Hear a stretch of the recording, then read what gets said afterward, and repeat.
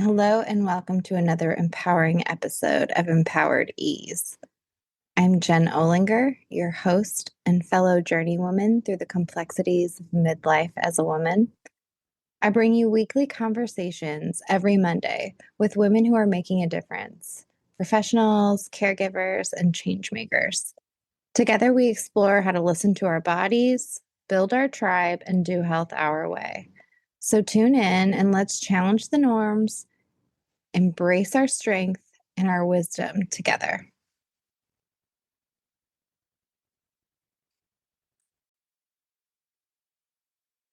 Hi, everyone, and welcome back to Empowered Ease. If you're a highly sensitive woman who's been battling the bathroom scales and feeling frustrated with traditional weight loss methods, then this episode may be for you. I'm delighted to introduce Ellouise Heather.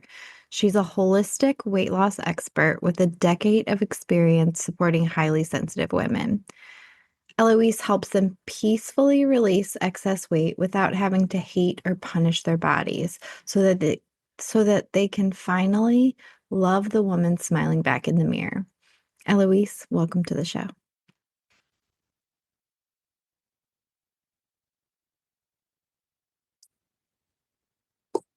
Hello and welcome to Empowered Ease. So just wanted to give you guys a little heads up. If you have been listening and noticed I haven't been putting out as many episodes, in this summer I've been just doing an episode every other week to give myself a little break over the summer. But I'm so excited to announce our guests today. So welcome, Ellouise. I'm so excited to talk to you and about your unique approach to this and how you help women. So welcome. Tell us a little bit about yourself. Hi, thank you so much for having me. I'm thrilled to be here with you.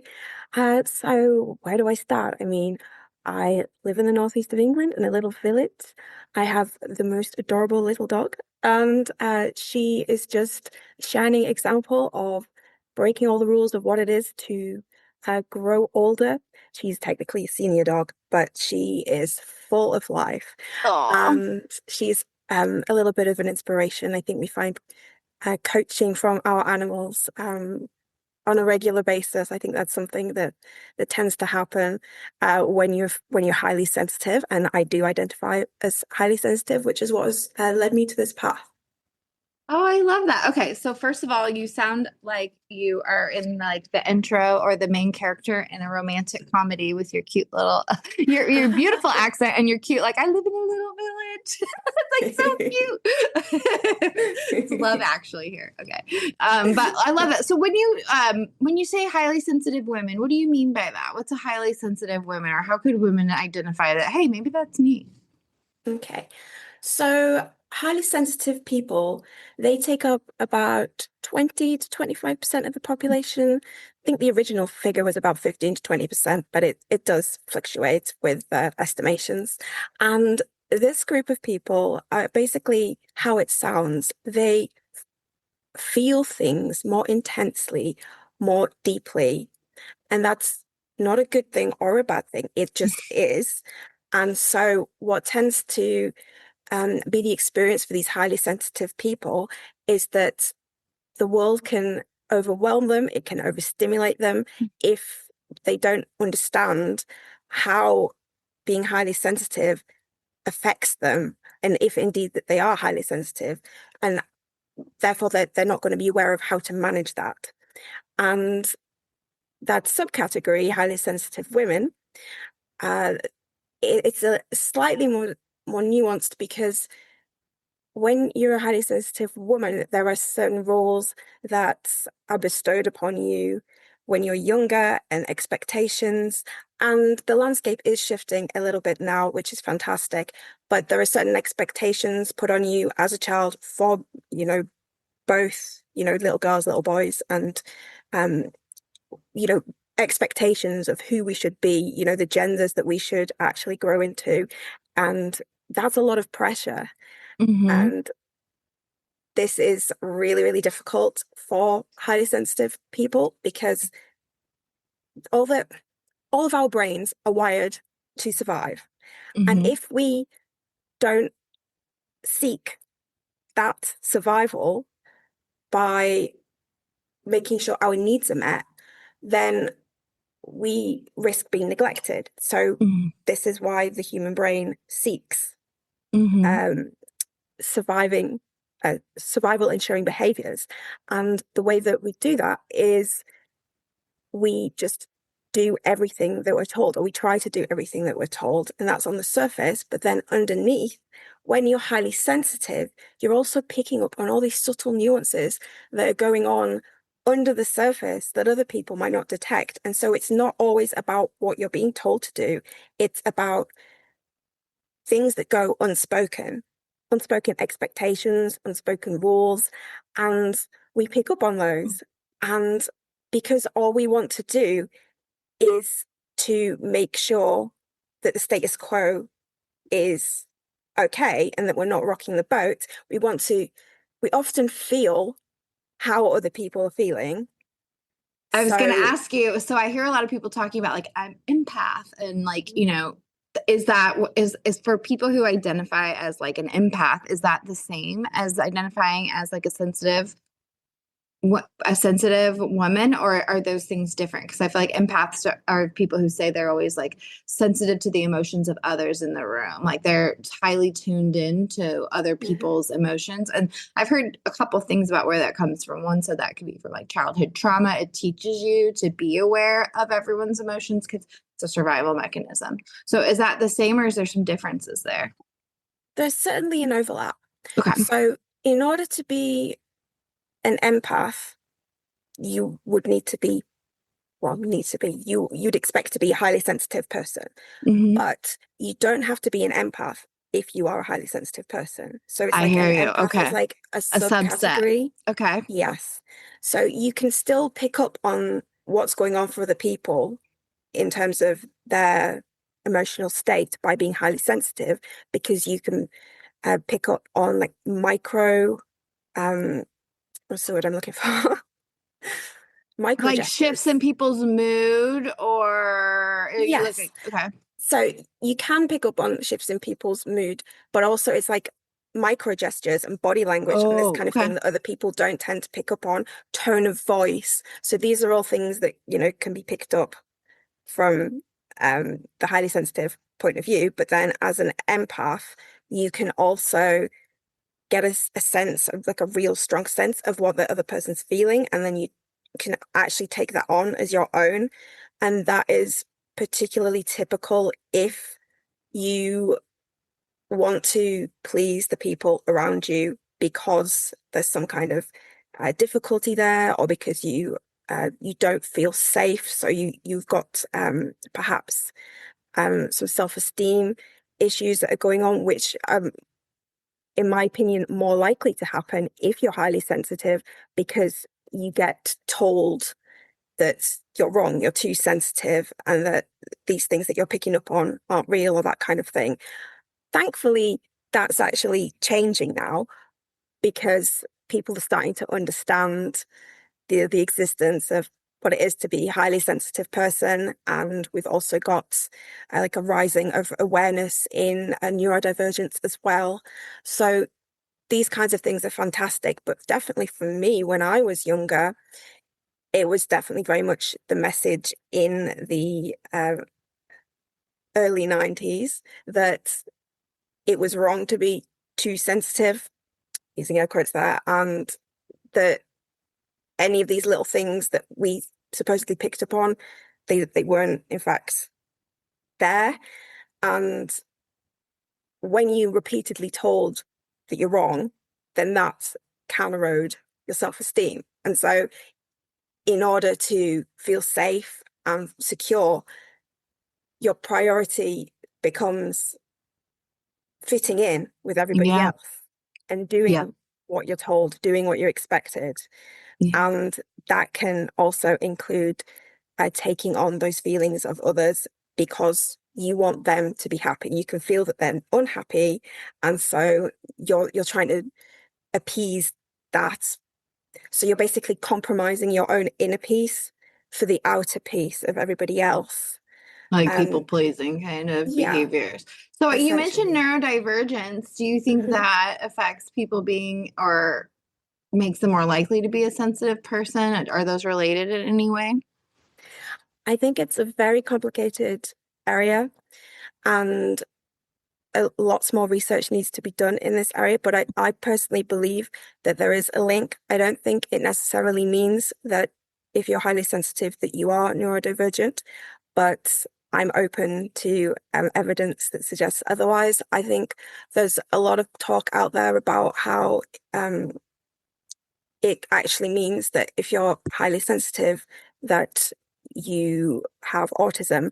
And I don't know if that actually fits together all the pieces.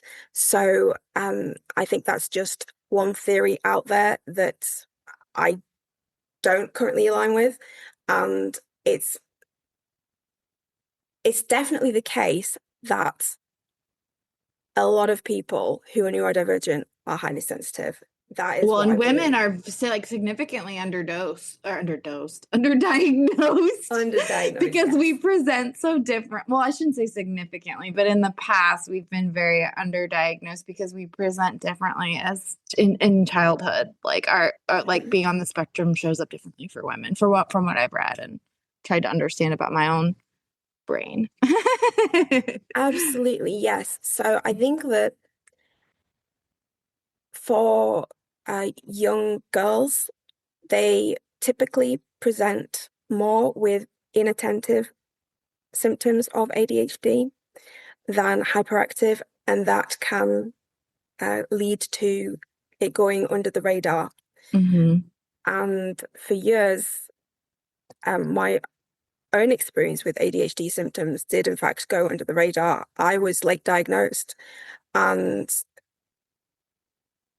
yet I did have symptoms of ADHD looking back. Oh yeah, I got diagnosed in my 40s Hmm. because perimenopause brought it out so bad. But I've Yeah. been a nurse, so you can function very well with ADHD as a nurse. It's like the perfect job. So I didn't need to be diagnosed. I was not having any Yeah. issues. It was fine till perimenopause hit, and I was like, "Whoa, help!" Yes, it's So interesting. fascinating how Yeah. the change in hormones can actually affect how it presents. Yeah, yeah. And then I started learning about it, looking back at my childhood, like I'm like, oh, this it so fits. A lot of it fits. Like I used to get in trouble for like talking all the time in class and stuff like that. Just things like women show up a little differently. So very interesting to say. So I love this conversation, but I also want to get kind of a little more into like some of like the binge eating and body dysmorphia. So, would you say that that is related to the to being more sensitive? These issues are more prevalent in people who are sensitive? I would say that that's how it presents to me. Okay. So when you think about body dysmorphia and how what it essentially presents as is a condition where your perception of how others perceive you is distorted. And the way that this seems to occur, in my experience, is that you're taking on everybody else's beliefs about how we're meant to look, Mm-hmm. how we're meant to fit into society. There's all Mm-hmm. of these external expectations of how much weight we should carry, uh, how our face should look, what Mm-hmm. even, Our skin color, our yes, tone, like yeah, everything. absolutely. There's an ideal image, but there's an ideal woman for like every decade or culture, whatever is the popular thing or the look that everyone's trying to meet, right? Absolutely, yes. And you're right, it changes and it's arbitrary. Yeah. And so I think the best way to explain this would be, to reflect on my own story is that when I was younger, I actually didn't really have any problems with how I looked when I looked in the mirror. And when I hit puberty, I looked in the mirror and I thought, okay, I'm good with this? Yeah. And then I went out into the world and I was told, you're too fat, you're not pretty enough. And getting these messages, there were countless other messages. I also started to develop cystic acne, which really affected my confidence because people would point that out. And so all of this kind of thing, it can actually really erode your self-esteem. Mm-hmm. And if you're already highly sensitive, your nervous system might be more susceptible to dysregulation, and therefore you're just trying to keep yourself safe. So, as a safety mechanism, what can then happen, this was the case for me, is that ultimately I took on what other people were saying about me, Mm-hmm. and I used that to keep myself safe. So, I would filter the what I saw in the mirror through the lens of all of these different criticisms. And Mm-hmm. this started to affect how I perceived myself until it got to the point where, even though I was a what you would class medically as an average, like a regular weight, I actually saw that I was medically overweight and that it was a problem and that it was unacceptable, basically. This is how I'd started to perceive myself. And so I began to see myself as this really ugly person. And I just think it's really interesting when I look back at how I was okay with how I looked until I started taking on what everybody else was saying. And then it became a mechanism to keep me safe. And as you were also asking me about binge eating disorder, I'll go there as well. Yeah, yeah. So, with regards to binge eating disorder, I think you can be more susceptible to it if you're highly sensitive. I believe there's evidence that does link ADHD and binge eating, and that's often to do with Interesting. impulse control and dopamine seeking behaviors and lots of other things, really. But when you're highly sensitive, you don't necessarily know how to deal with the overwhelm, the overstimulation. And so you might develop coping mechanisms that aren't necessarily of best service to you. And for me, that was binge eating. It started off as disordered eating. So I had a very difficult relationship with food as I went into my teens from all of the different avenues of, media and just people talking at school and that kind of thing. And I felt that there was a specific way that I had to look, and there was a specific way to do it. And that was dieting. And so I started to become very controlled about what I was eating, very controlled about my weight. I got to the point where I was getting on the scales multiple times a day. I just became obsessed with it because it was almost like I was checking to see if I was good enough yet. And that for me was really uh, damaging because I didn't realize what I was creating for myself. I was self-perpetuating with this idea of not being good enough, which is something that I had carried around with me. And it took a long time for me to actually see that actually, yes, I am good enough exactly as I am, because it does take a lot of consistent effort being consciously aware of how you're talking to yourself. Mm-hmm. And so it took a lot of time to actually unravel that. But the binge eating behavior was absolutely a way of me trying to gain some kind of emotional regulation. And I remember there were times when I was just so overwhelmed with emotions that I would actually be eating and eating and eating, even though I was physically in pain. I had stomach ache from the volume of the food that I was eating, but I just couldn't seem to stop. Hmm. And because, nobody actually really tells you that the kinds of foods that we tend to binge on actually help to feed that cycle, for want of a better word there, but maybe it's very appropriate, but it does feed the cycle because of how the product is created. It's is designed to make you want to eat more of it, because why would a company sell a product that people don't want to eat, Yeah, yeah. So I would blame myself, and Hmm. that would cause more of the same behavior, Yeah, because like I would then become shame more and overwhelmed. yeah, Yes. yeah, it's just compounding. So how do you help women to escape that? How do you help women get out of that cycle? What's the key there?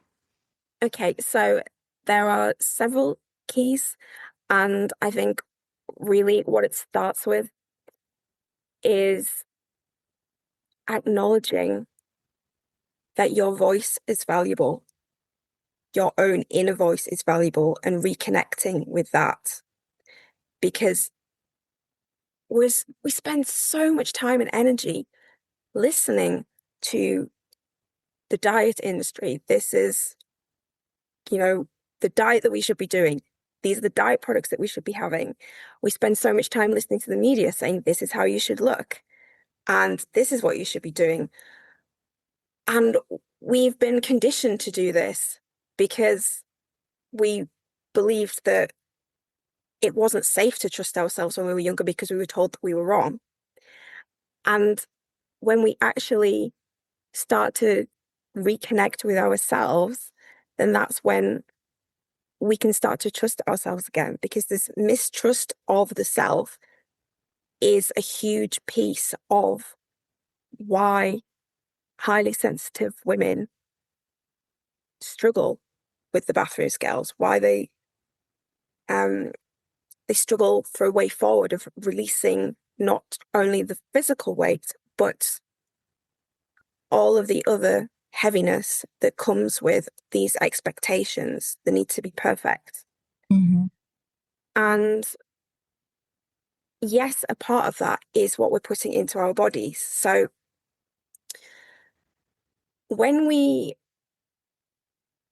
just continue the eating habits that we normally go about with, and we're reconnecting with ourselves, yes, it's really great that we are making that effort to reconnect with ourselves. But what we tend to encounter is a very confused internal system, Hmm. because we're not used to trusting ourselves. And because what we've been putting into our bodies often is just thrown our system out of whack. It's disrupted the hormones, it's disrupted the signals.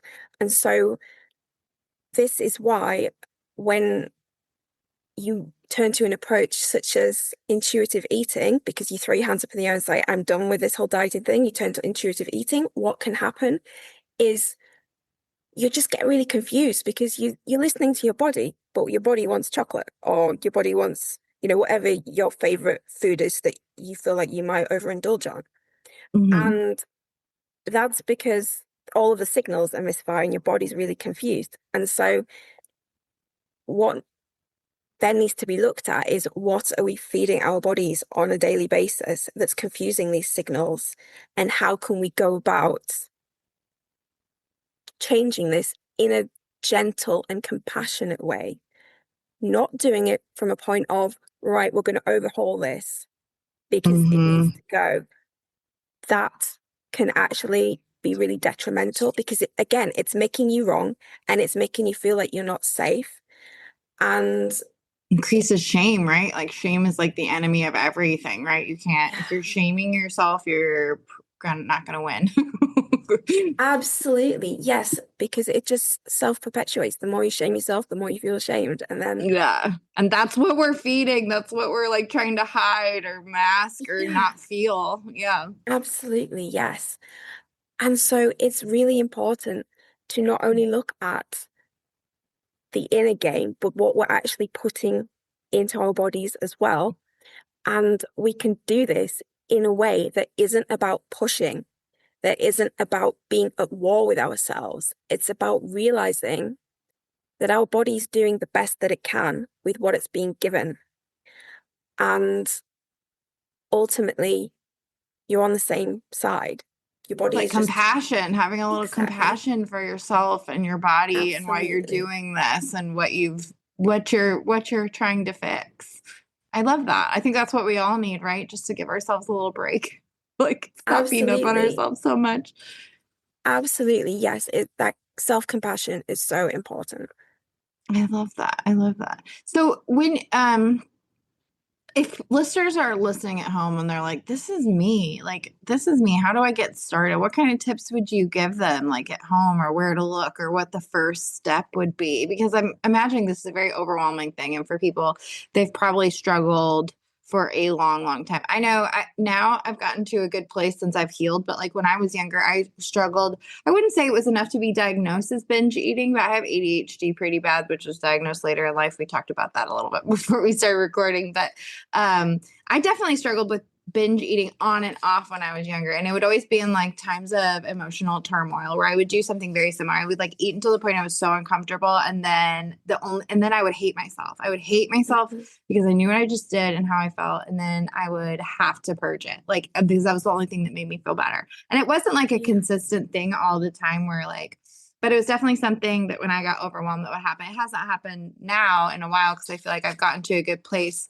but I feel like a lot of people struggle with this, maybe low key, that maybe don't ever talk about it or are not enough to be diagnosed, you know? So yeah. what advice would you give people at home to kind of like cut that shame cycle and where to start?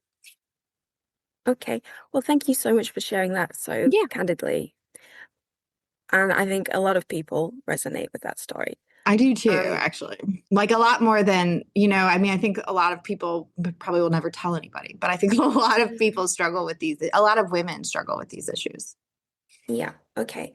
So first of all, I would like to say that if you do think that you have body dysmorphia or binge eating disorder, then it is something that you do need to speak to your doctor or therapist about because it's a delicate situation that needs Hmm. addressing holistically. Hmm. So it's definitely important that this is addressed in um, a way that is supported by medical professionals. Right. So that's very, very important. However, if you're at home and you're thinking to yourself, this really resonates with me because I feel like what I see when I look in the mirror might actually be a distortion. Like I'm realizing that now, and that I really do struggle with emotional eating, Hmm. then I think the first step to take is to actually just freaking acknowledge yourself for all that. Hmm. Because if you don't acknowledge it, You can't then deal with it. exactly, yes. And I think it's incredible if you've actually got that self-awareness where you can identify it. It's That's scary though, I think, for a fantastic. lot of people, really scary to like sit there and be honest about it, right? That's Yeah, a big step. I love that though. It's great advice. it is. It can be really, really challenging to actually just sit with that and be like, okay, so this is what I'm actually facing. And to be really compassionate with yourself and also to look for patterns. Mm-hmm. So this is one way that you can reconnect with yourself is to look at every time you look in the mirror and you have a particular thought that's recurring. What is it that's been going on for you when you actually have that thought? Oh, so And kind of taking an inventory of like the days I'm really seeing an image that is not real, I'm really feeling this, then taking note of what else is going on in your life to kind of create some patterns. I love that. That's a great idea. absolutely. And similarly with food habits as well. Ooh, like what you're So, eating, what you're turning to with certain yeah, things. That's great. absolutely. That's great. I've had this conversation with some of my close friends, but it's not like backed by anything, but like that certain emotions actually elicit, like if I'm struggling in my intimate relationship, I may want more food or I may not want to eat at all. You know what I mean? Like Mm. it's the emotion sometimes, like am I feeling hurt? Am I feeling betrayed? Am I feeling not good enough? And how I react, because some of those I will not want to eat at all, and then other ones it's like Yeah, that's my comfort. I need to like eat sugary, fatty things that make me feel good in the moment, terrible later. So it's different. So I love that you put like maybe paying attention to yourself, learning your patterns. It's great. absolutely. Yeah. So how do you work with women in this capacity? I know you do some one-on-one coaching. Mhm. Yes, that's right. So it's generally one-to-one coaching sessions, as you say, that are a container for us to explore eating habits, but not in a way that's about overhauling things. So what we want to do is just look at it from a point of curiosity rather than judgment and see what incremental shifts that we can make in eating habits in order to start reconnecting to ourselves by helping to regulate the hormones and the signals that are going on in our bodies so that we're actually truly understanding, whether we're really hungry. And, it's okay if we are really hungry. And then we want to look at how we can use food as a tool to actually help with regulating our emotions in a way that's of service to us, not in a way that's undermining all our efforts. So Mm-hmm. the main thing for that is blood sugar regulation, Mm-hmm. because when our blood sugar is out of balance, that actually affects the nervous system and how well regulated it is. And as we've previously talked about, if we're dysregulated, then that can cause that feeling of not being safe, being afraid, Mm-hmm. which is then, it puts us in a position of how do we cope with this? And then potentially falling back on default coping mechanisms. So that is the the first point of call in terms of the physical is blood sugar management.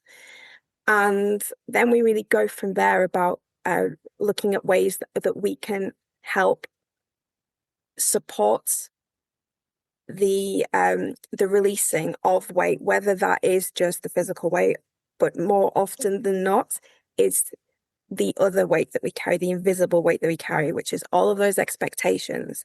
So a lot of clients that come to me, they don't realize actually that it wasn't really about the weight until they're working with me. They realize that it's about all of the expectations that they're putting on themselves and this almost compulsion to be perfect. Mm-hmm.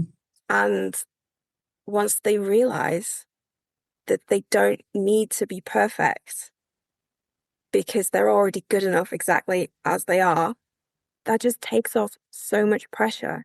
And it's through consistent work together that helps them to align with that belief.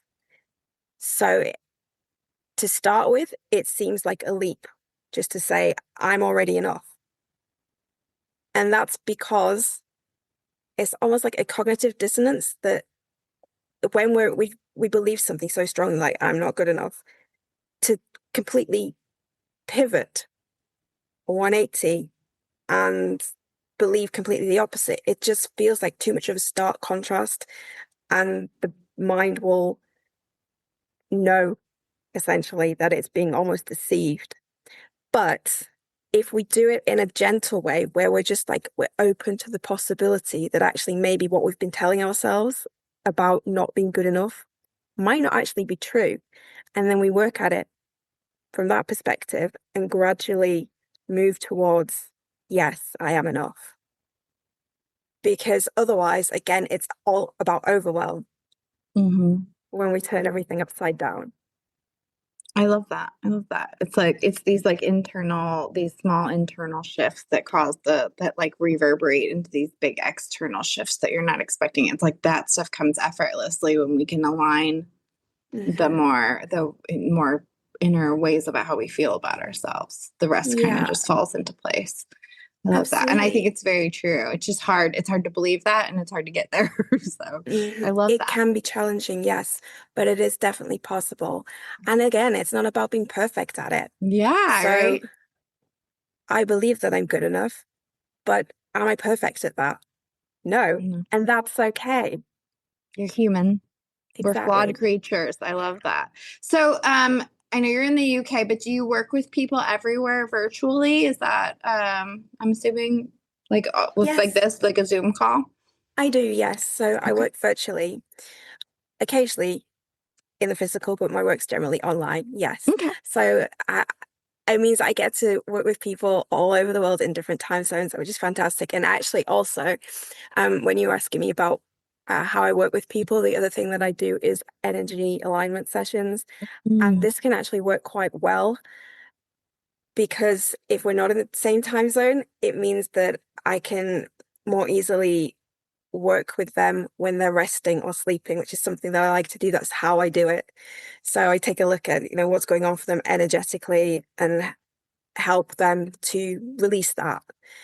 And the way that I do that is that receive this information when I'm doing an energy reading, and then I can actually bring that into the coaching. So this came up, and so I start wow. asking questions about that and whether it resonates, and therefore uh, what can we do that's going to actually incorporate this into releasing all of that extra weight, invisible extra weight. Yeah. Okay. So if someone is listening to this and they are interested in talking to you or using your services, how would they get a hold of you? Do you through So your Instagram or yes, absolutely. So Instagram is where I live to be. And if you would care to drop by, it's at Ellouise Heather. And I'm sure you can put a link for that in the show notes if I that's will. okay. Yep, yep, yep, yep. Thank And the you. Eloise is with two L's, not one. That's right. Yeah. Ellouise. Yep, Eloise Heather. Love that.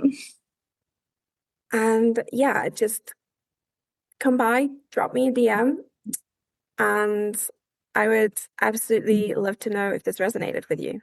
Yay. Okay. And then with all my guests, I ask them, what is your go-to self-care when things get overwhelming and you're feeling out of control? How do you bring it back to you, bring it back to center?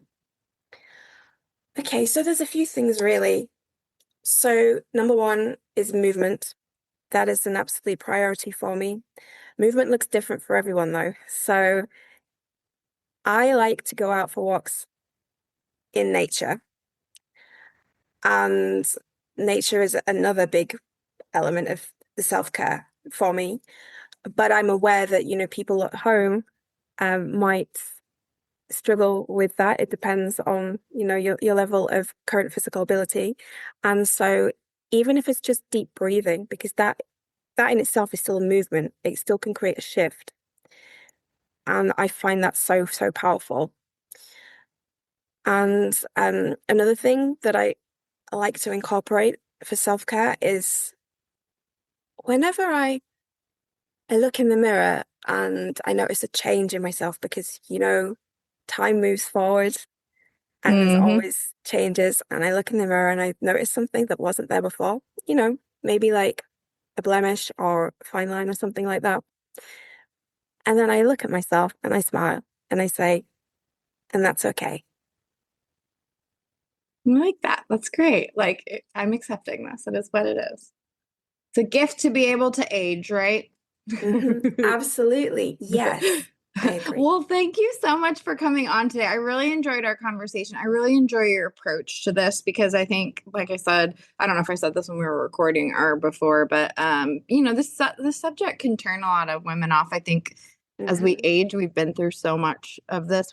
We've struggled with Yes. our weight or image for so long, and we're just kind of tired of this. And so I think the approaches that are more holistic that center around self-acceptance and self-love are the ones that are really needed, and it's hard to get, it's hard to believe in that. So I really appreciate your approach and your time explaining it because I think it is very powerful. So thank you so much for coming and sharing your work with us. And yeah, if you guys are interested, it's at Ellouise Heather on Instagram. And yeah, well, hopefully you'll be back on the show soon when you have new updates, and we will talk to you again. Thank you so much. Yeah, have a great day. Thank you.